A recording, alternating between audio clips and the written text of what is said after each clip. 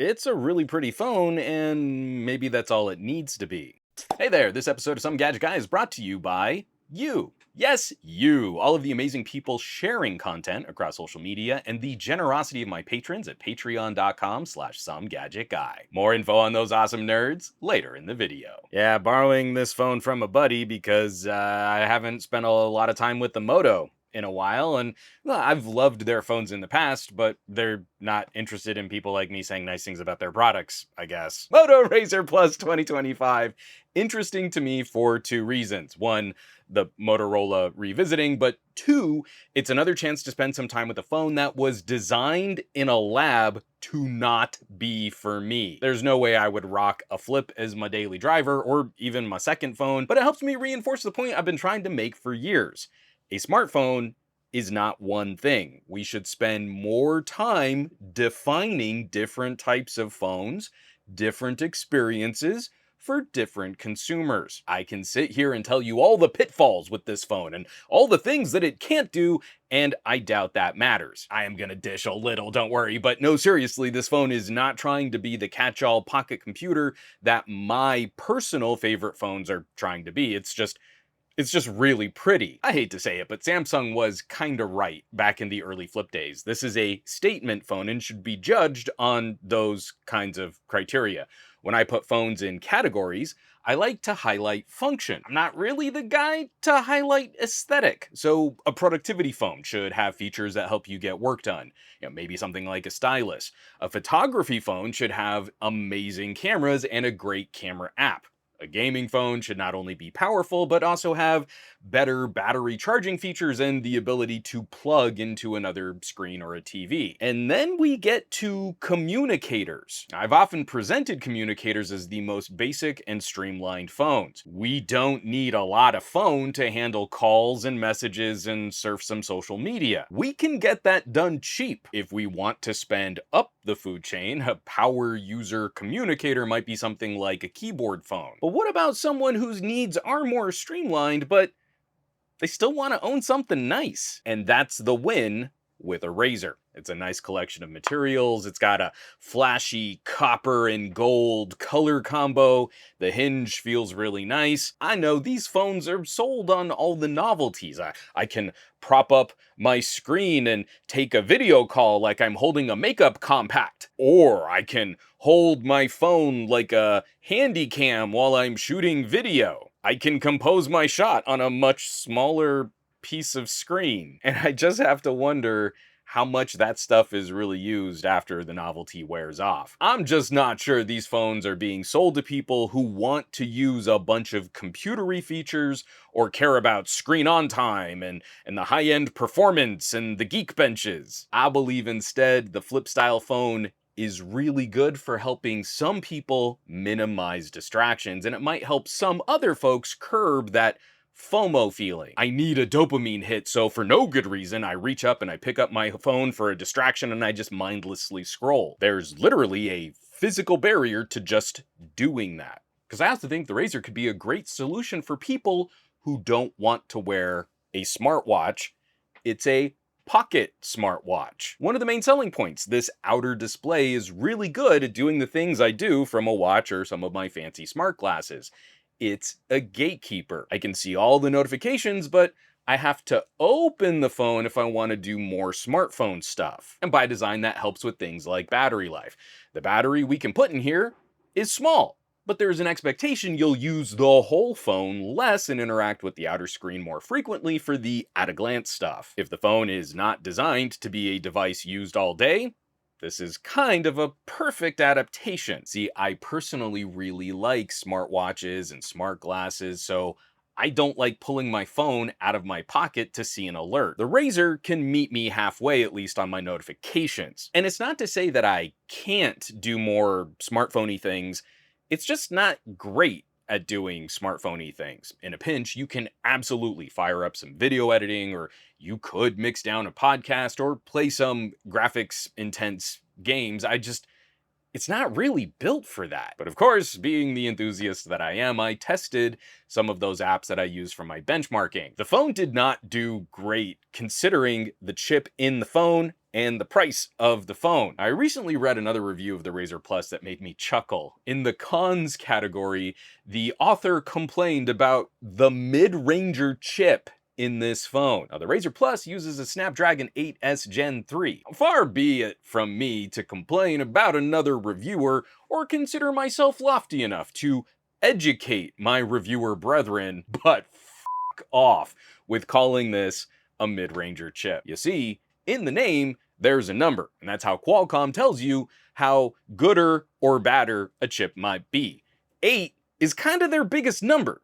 Now, yes, the S after the 8 is a little less powerful version of that chip generation, and we can scientifically see those differences in specific applications, but last year, especially while testing tablets, the device built around the chip matters a great deal in how that chip performs. It's not terrifically difficult to find an 8S catch a regular 8 because the cooling is better on the 8S. The chip itself is a premium tier component, even if it is from last year's premium line of chips, still doesn't make it a mid-ranger chip just because it's a little bit older. Mid-ranger chips today are only just now pacing premium chips from 4 years ago. So my issue with the RAZR isn't that it has a mid-ranger chip, which is the stupidest thing I've ever heard. My issue, I don't think it should have an 8 series chip.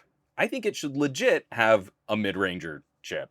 I don't think you get the best experience with a Snapdragon 8. This phone should have a Snapdragon 7, or, like the other Moto RAZR, go with a MediaTek Dimensity 7000 series. I know, I'll build a tiny little hatchback car with a small fuel tank and a teeny radiator and dump in a big ol' heavy V8. That sounds great, no replacement for displacement. I think this chip detracts from the experience of this phone. Initial setup was stuttery and slow. Getting apps updated, getting updates installed, the phone ran concerningly warm. And in my performance tests, we're certainly not getting Snapdragon 8 performance. You can get short, tiny bursts of high performance, but this small shell can't sustain.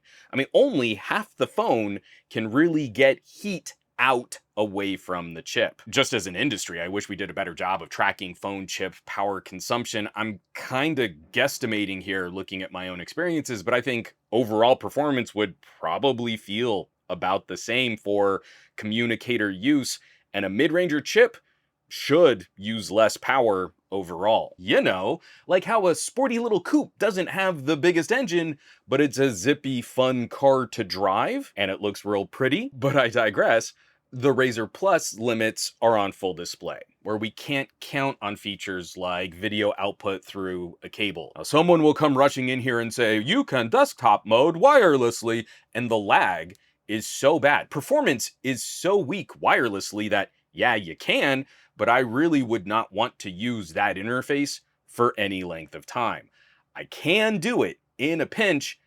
It's not great. And we know it's not that the phone is so woefully underpowered, it's that Miracast is really limited. That wireless mode has a super slow refresh rate, to the point you wouldn't even want to watch movies on it. And it's hard to get a feel for the mouse cursor because you end up over or undershooting as the wireless signal catches up to your gesture. Even if this were mid-ranger performance territory, we should still just have the ability to plug a monitor into a cable into this device. I'm not going to spend a lot of time on the sort of hardcore photography performance. The cameras are good. They're decent enough. You can tell Moto has really cleaned up their camera performance over the last couple years, and they deliver a nicely competitive solution. It isn't the most obviously impressive or crowd-pleasing HDR option here, but they're fine cameras in a pinch. I don't feel I need to dissect that too hard.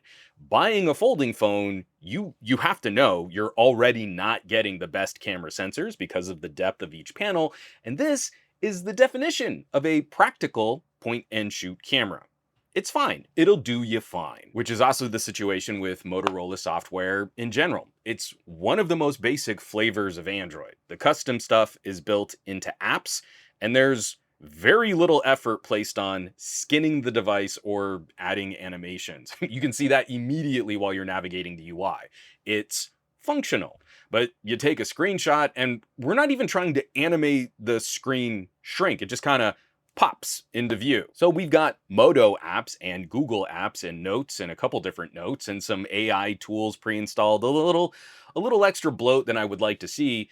And you can play with some wallpapers, but overall it's pretty basic. Moto is offering more software support these days. They won't match the promises of Samsung or Google, but I also doubt this hardware is going to last as long as all of those lofty software promises. Because that's kind of the last elephant in this room, right? This is a product built to impress aesthetically. It's fun, it's got a neat trick, but it's more fragile and more complicated and more expensive to repair. The market for foldables in general is so small that I still don't think consumers know what to expect trying to use one of these on the daily. We've had glass smartphones for a while now, and people generally have a feel for them. If you handle a foldable the same casual way you would handle a traditional smartphone, we should expect the foldable to die faster.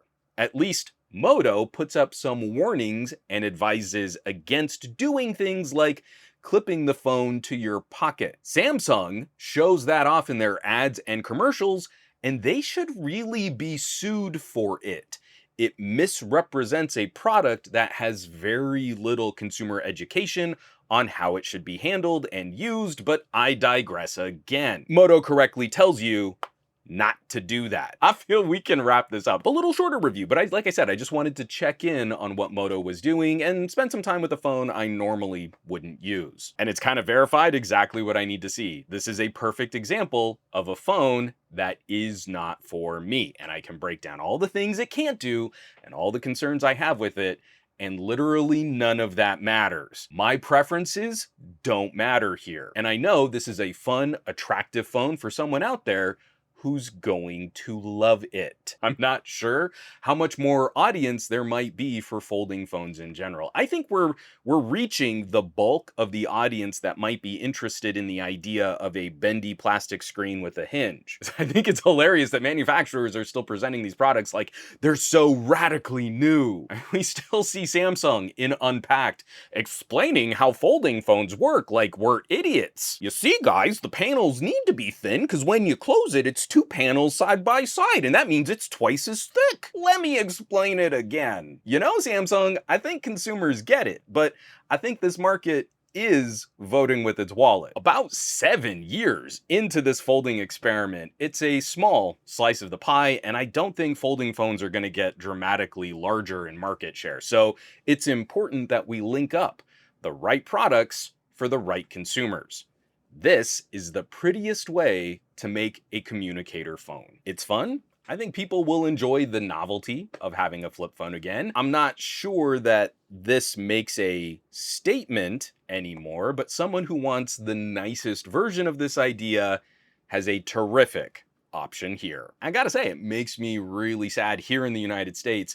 We see how well Motorola is at making some of these phones that we're no longer getting their power user, top-of-the-line premium flagship devices here in the United States anymore. All their flips are great. They've got some awesome options in the mid-range and entry-level end. I really wish we had an Edge here again. But like Motorola's ever gonna listen to me. They never return my emails anyway. So, I'll leave some links in the description if you want information on what's going on with Moto products and services. I don't feel like you need me to explain to you where you might be able to shop a Motorola. Oh, maybe I've got an affiliate link. Nothing corny like that. I just like to spend some time playing with some other options out there. And the folks you get to see the results of my testing and reviewing and benchmarking first are, of course, my phenomenal patrons. All of the people over on patreon.com/SomeGadgetGuy. This list of names you see scrolling on your screen at this moment. These are the people directly responsible for helping to keep the lights on here in the Gadget Lab. They're amazing contributors to my content. We talk out a lot of the videos that I've got in production. They're basically the coolest tech pals